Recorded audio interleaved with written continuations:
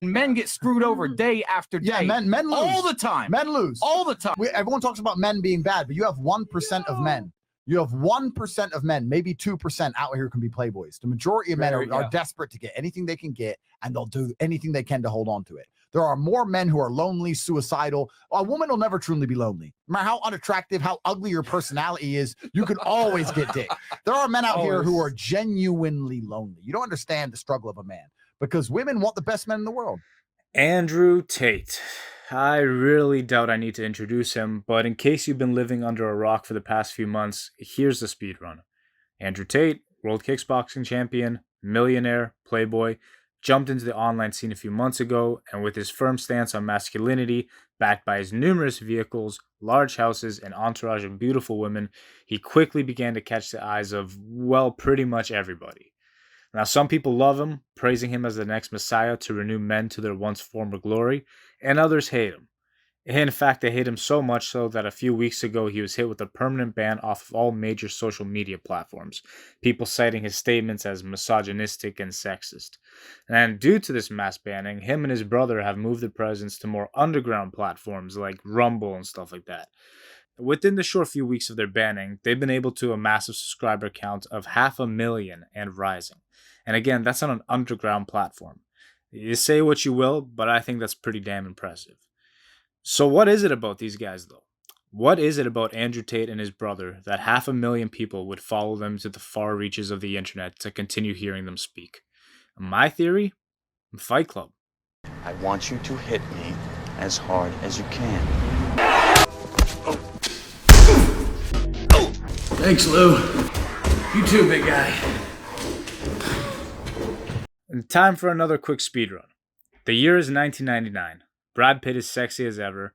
Edward Norton is getting all the major roles, and together they star in Fight Club. Now, the whole story behind Fight Club is a regular dude enslaved by the corporate world. All he does is work. He's got no social life. His only joys are browsing through the pages of IKEA pamphlets to find the next piece of furniture to buy, to give him some temporary boost in happiness. Truly, we, as the audience viewing this man, think he's miserable. But we're also able to connect with this guy. Why? Well, that's because most of us are living the same life that he is. We wake up in the mornings to go work a miserable job doing stuff that we don't like, just to go buy stuff that we don't really need, or to pay our bills, which are crushing us in debt. So we feel for the guy, and we see ourselves in him. I know I do sometimes. Now, I'm not going to talk about every aspect of the movie, just do yourself a favor and go watch it, but along the way he meets and becomes roommates with a guy named Tyler Durden, Brad Pitt's character. Tyler is larger than life. He's a man's man, he's dressed sharp, he's muscular, unapologetic in his masculinity, and he berates consumer society. Yeah, he thinks it's whack how men care not of the real issues of the world, but what's going on with celebrities, the latest gossip, furniture shopping, all the pointless things no one really cares about and that don't have any substance.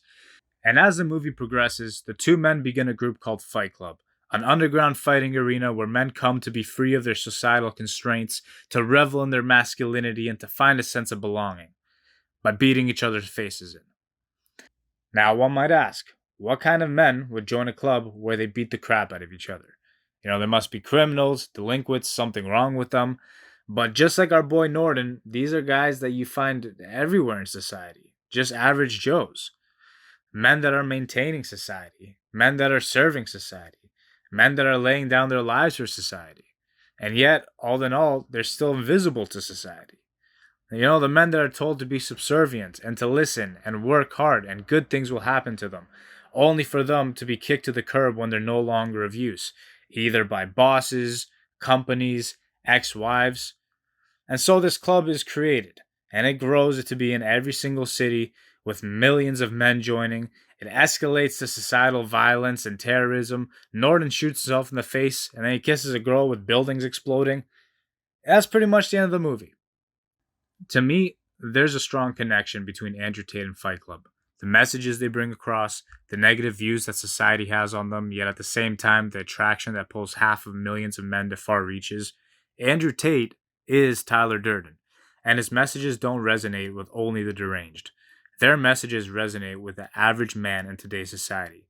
Many men feel the indifference from society. Many men feel the biases of the court system. Many men have felt unappreciated for the backbreaking work they do just to keep food on the table. To simply look at these men who listen to these messages and think they're crazy is just ignorant and arrogant. There's always reasons for things that happen. Why people gravitate to extreme rhetoric, why people act in a certain way. And when there's such a large number of them agreeing and having similar experiences to one another, it's really time to take a step back and ask, what are the real issues here? Why do so many men think this way? What's causing this rebellion of men in our society? And Fight Club came out in 1999, guys. Andrew Tate is 2022. 23 years, and there's still the same lingering societal question and lingering societal resentment among men. And we're not going to address that and just be shocked and ban people like Andrew Tate when they come out. I think that's kind of silly.